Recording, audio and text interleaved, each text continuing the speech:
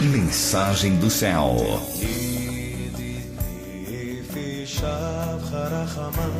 Nacional da Mulher, que foi comemorado ontem, não é, queridos? Não é? Então, muitas pessoas vieram conversar comigo sobre o Dia Internacional da Mulher, e eu já tratei com vocês uma vez sobre isso, mas agora eu decidi tratar também e poder colocar na internet, para que no ano que vem, no outro, enquanto nós tivermos internet, a gente possa utilizar a mesma mensagem, queridos. Queridos, vamos falar um pouquinho do Dia Internacional da Mulher, não é? O que nós comemoramos, não é? A maioria das mulheres que dizem Feliz Dia Internacional da Mulher, elas não sabem o que é o Dia Internacional da Mulher, não é? Então eu quis trazer para você pelo menos o conhecimento, o entendimento do que aconteceu, não é? No dia 8 de março de 1857, as operárias de uma fábrica de tecido situada na cidade norte-americana de Nova York fizeram uma grande greve, não é? Ocuparam a fábrica, começaram a reivindicar melhores condições de trabalho, tais como a redução da carga diária de trabalho para 10 horas, as fábricas exigiam 16 horas de trabalho diário, a equiparação do salário dos homens, porque as mulheres acabavam chegando a receber 1/3 do salário de um homem e tinha a mesma produção e às vezes uma produção superior, não é, do que dos homens. Um tratamento digno no ambiente de trabalho, não é? E aí o que aconteceu? A manifestação foi reprimida com uma violência assustadora, as mulheres foram trancadas dentro da fábrica e incendiaram, não é? Então 130 tecelãs morreram carbonizadas, num ato que foi considerado totalmente desumano, não é? Mas somente em 1910, não é? Ou seja, nós vamos ver aí décadas depois, durante a conferência na Dinamarca, ficou decidido que 8 de março passaria a ser o Dia Internacional da Mulher. Essas que morreram ali, não é? Por asfixia, não é? Numa fábrica, porque, queridos, antes de morrer queimado, a gente já morreu por asfixia num caso desse, não é? E somente no ano de 1975, através do decreto da ONU, foi oficializada essa data. Então, o que você comemora no Dia da Mulher, no Dia Internacional da Mulher? Você comemora a morte de 130 tecelãs carbonizadas. Você sabia disso? Não? Então fica sabendo, não é? Você comemora uma grande oferta a Moloque, não é? Moloque exigia que fossem, é um dos motivos porque jamais os judeus praticantes são a favor, no caso de cremar os corpos, não é? Os corpos não podem ser violados no judaísmo, meus queridos, não é? Existem várias questões envolvidas dentro da cultura judaica em relação ao caso da cremação dos nossos mortos, amados, não é? Queridos, eu queria falar um pouquinho do contexto da mulher. Eu já fui tão criticada, queridos, não é? Teve uma pessoa que me chamou de só uma pessoa sem cultura poderia fazer as afirmações de submissão feminina, como eu defendo a bandeira, não é? E eu não gosto mesmo de ficar falando, não é? Esse contexto, mas a formação que eu tenho, todas são na Universidade de São Paulo, não é? E por muito esforço, queridos, não é? As condecorações que eu recebi, nenhuma eu busquei, tanto essa premiação da ONU, quanto a PCA, quanto a condecoração aqui do nosso governador. Eu jamais busquei essas coisas, essas pessoas me buscaram pelo meu trabalho e por aquilo que elas conhecem na minha vida, não é? Mas, amados, Isaías 3,12 diz o seguinte: os opressores do meu povo são crianças e mulheres estão à testa do seu governo. Ó povo meu, os que te guiam te enganam e destroem o caminho onde deve seguir. Queridos, sou contra e vou continuar sendo completamente contra a uma mulher ter de ter sobre os seus ombros qualquer liderança, queridos. Simplesmente porque ela não tem estrutura para isso. É só você pegar, claro, não estou falando dessas mulheres estranhas que estão aparecendo por aí, não é? As alteras, né? É porque são alteradas, não é? Uma mulher com a quantidade de músculos que nós vemos, halterofilistas, não sou contra nenhum tipo de esporte, queridos. Mas assim, eu tenho muita dificuldade de reconhecer uma mulher embaixo daqueles músculos todos, queridos. não é? Aliás, eu não acredito nem que de modo natural uma mulher desenvolveria músculos daquela maneira, não é? Então eu sempre falo para as irmãzinhas que são contra o que eu digo, para elas tirarem um braço de ferro com o marido. Não importa se o marido é franzino, se o marido é forte, não importa. Eu quero mostrar e demonstrar simplesmente que é bastante complexo você não reconhecer que você tem fragilidades emocionais. Queridos, uma mulher à frente pode saber que é condição de fracasso. A mulher não tem estrutura emocional, queridos, para tomar decisões. Ela pode ter a orientação do Eterno, não é? Há coisas que eu chego para o meu marido, eu falo, querido, meu amor, né? Eu não chamo, meu marido me chama de querida, mas eu chamo ele de amor. Amor, eu tenho essa direção do Eterno, e o meu marido vira para mim, se o Eterno falou com você, ele vai falar comigo. Simples assim, não é? Você não tem certeza que Deus falou com você, então ele vai falar comigo também, não é? Então, amados, eu me sinto extremamente confortável por ter um marido, como aconteceu com Miriam, não é? Miriam chegou para Iosef, José, Maria, como você conhece, chegou para Iosef e falou, olha, eu estou grávida do Espírito Santo, não é? E aí Iosef acreditou tanto que ia embora.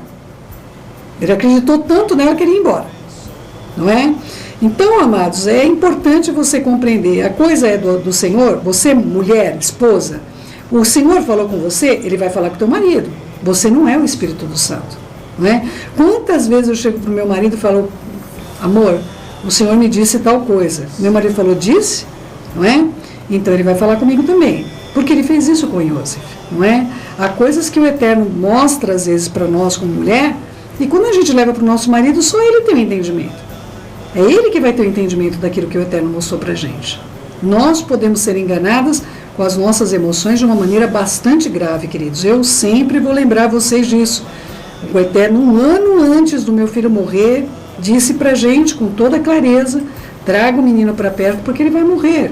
Não é? O que eu entendi? Traga o menino para perto e ele não vai morrer mais. Em compensação, nós tivemos outras situações onde eu vi um decreto de morte no meu sonho, sonhei, um profeta que sonha, conte como um sonho. Mas aquilo me tirou a shalom, me deixou, era um decreto de morte que eu via sobre a vida do meu esposo. Não é? Meu esposo não teve shalom com isso. Meu esposo falou, querida, eu não duvido que você tenha tido esse sonho de maneira nenhuma, não duvido, mas eu não consigo ver isso como sendo da parte do Eterno. Não é?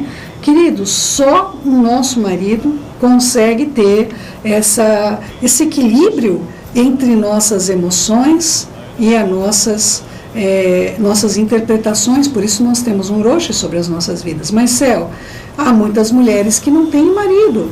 O marido abandonou, o marido traiu, o marido encontrou outra mulher, o marido constituiu uma outra família, às vezes nem deu divórcio para essa mulher que ficou para trás, não é? A culpa não é da mulher, mas, amados, pelo menos as mulheres que eu conheço querem ficar sozinhas. Eu conheço pouquíssimas mulheres que querem ficar sozinhas.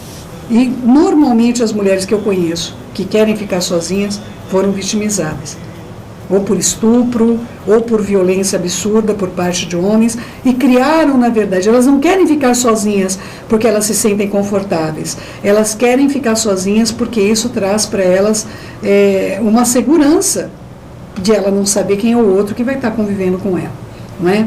Então, queridos, eu quero explicar para vocês isso de uma maneira bastante clara. A mulher, ela é cooperadora, não é? A mulher, ela é submissa. O que significa isso? Eu já falei. Está sob a missão do marido, queridos. Olha, vamos lá. Uma mulher tem um voto, ela votou, não é? Ela votou, eu vou fazer tal coisa para Adonai.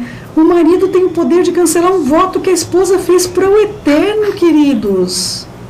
Vocês têm noção do que é um homem? Eu vou contar para vocês algumas coisas que aconteceram, principalmente com judias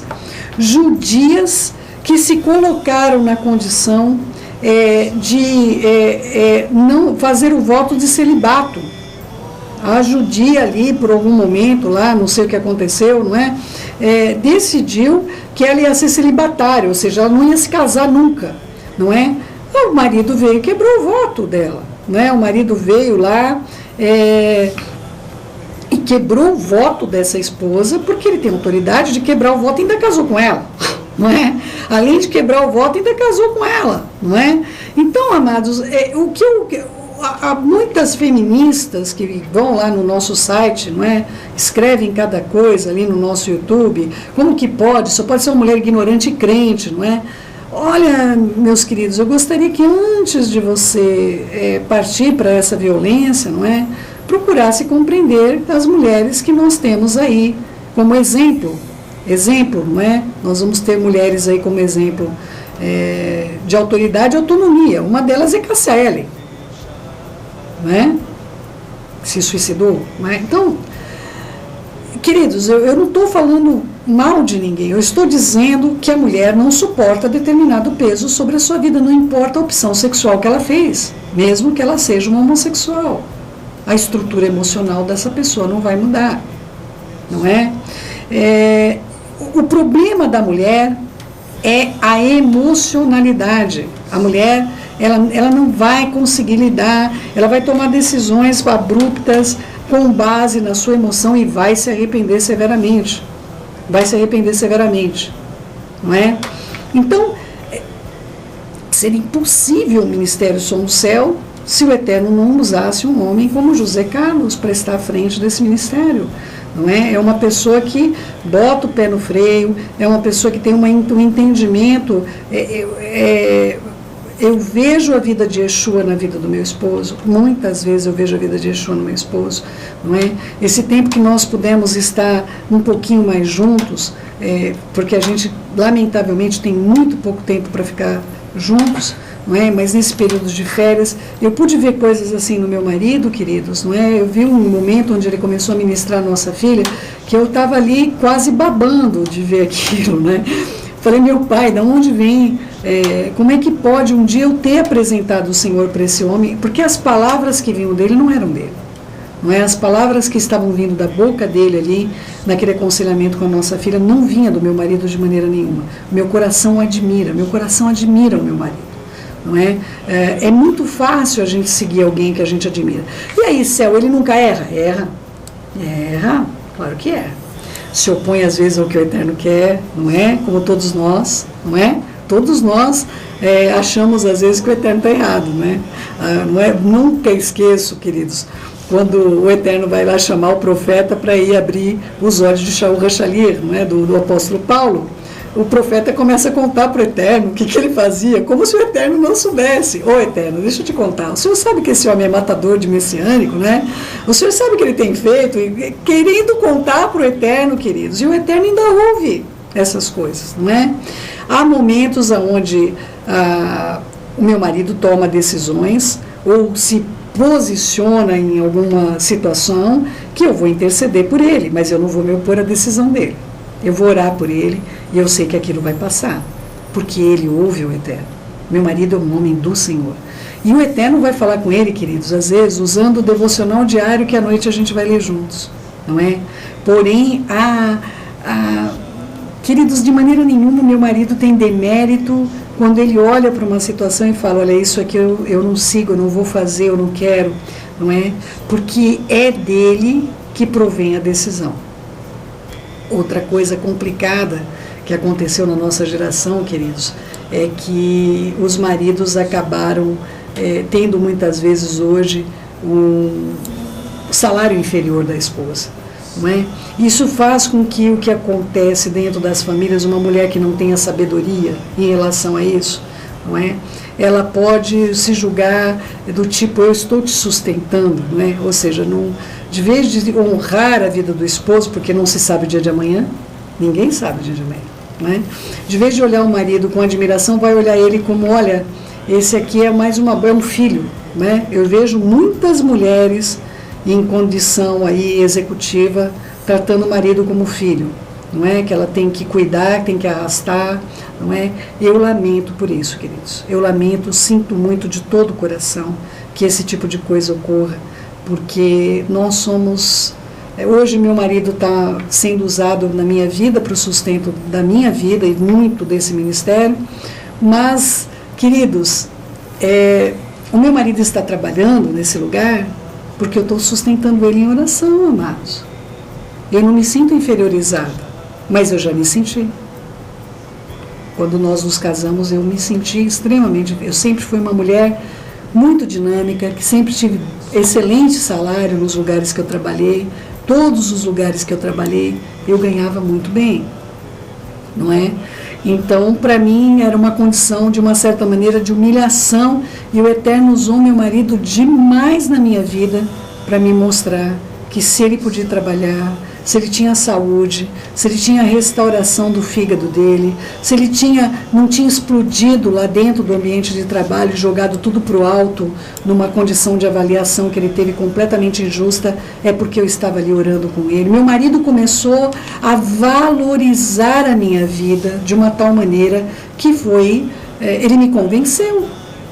Ele me convenceu pela convivência que nós temos hoje, em amor. Ele me convenceu com muito carinho de que se ele tinha êxito, era um homem bem-sucedido profissionalmente, esse sucesso ele atribuía ao Eterno em primeiro lugar, mas ao Eterno usando a minha vida na vida dele. Então, isso me ajudou a me valorizar, e há mulheres que ganham mais do que seus maridos. Hoje em dia, principalmente numa condição onde várias portas têm sido abertas para a mulher que... Queridos, uma mulher hoje abrir um pet shop, ela vai ganhar mais que o marido, não é? Nós estamos vendo aí, os cachorrinhos são mais valorizados do que as crianças, não é? No mundo inteiro existe esse fenômeno, tá bom? Então, amados, é importante que nós compreendamos esse contexto da mulher no tocante a ser o lado e a parte mais frágil. A mulher não tem condições alguma de estar na liderança do que quer que seja. Ela não vai poder estar liderando ministérios, na minha sincera opinião e das Escrituras. Na minha sincera opinião e das Escrituras.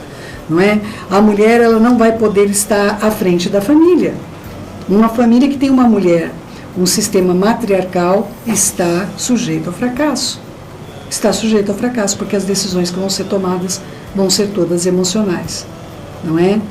E nós temos de ter equilíbrio em todas as coisas. A mulher não foi tirada de outro lugar do homem, senão do lado, não é, queridos?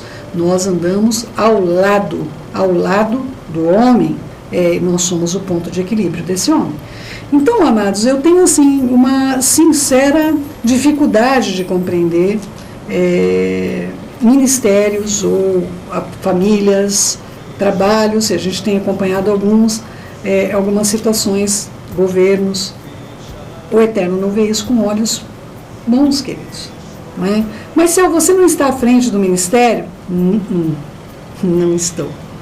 Né? Um dia você vai entender isso com muita propriedade. Se o meu marido virar para mim, queridos, e falar: amanhã acabou, pode o Eterno me chamar, ter me feito, só ele falando com meu marido, eu não vou vir mais. Vocês entendem isso, queridos? Meu marido tem autoridade espiritual sobre a minha vida. Então eu sei que é muito complexo para vocês lidarem com tantas informações como essas. Outra coisa, meu marido não como eu vou dizer para vocês, maleável, queridos. Meu marido não é uma pessoa maleável, não é? Se ele tomar uma decisão, eu vou ter que jejuar e orar pela vida dele, para que o Eterno fale com ele. E o Eterno vai falar, e ele ouve. Ele ouve. Meu marido é um homem submisso à vontade de Adonai. Então, eu acredito que seja muito importante para vocês compreenderem que houve muitas profetisas dentro das Escrituras, profetisa Uda, nós tivemos uma juíza como a Débora, nós tivemos uma representação maravilhosa dentro do castelo do Palácio do Rei Assuero, representado pela vida de Hadassa, que você conhece como Esther. Nós vamos ver ali profetisas dentro da casa, como quando o nosso Shaul Hachalier, nosso querido apóstolo Paulo, esteve lá hospedado, as profetisas filhas de um único homem estavam profetizando para ele não ir a Jerusalém. Quem fez o curso de Atos acompanhou isso. Mas, queridos, a mulher, ela pode ser a voz, mas a decisão é o homem. O Eterno pode usar uma mulher como voz, como usa a minha vida, não é? Usou uma samaritana em condição irregular, não é? Ali em Samaria, para que muitos viessem a conhecer ao Senhor. Isso não faz de nós líderes, queridos. Nós não nascemos para isso e nem temos estrutura emocional para isso.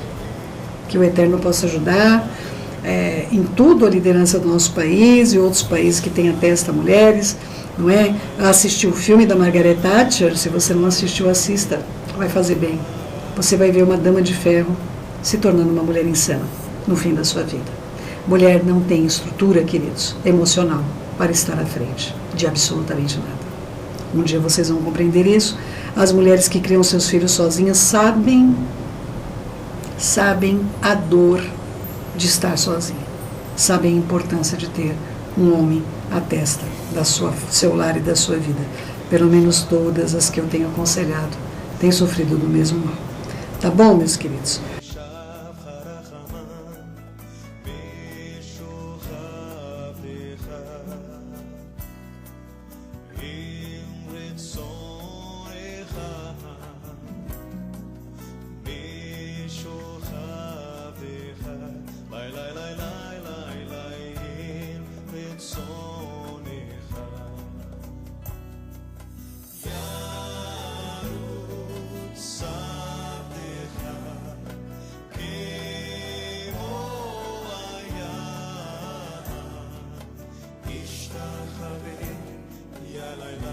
La la la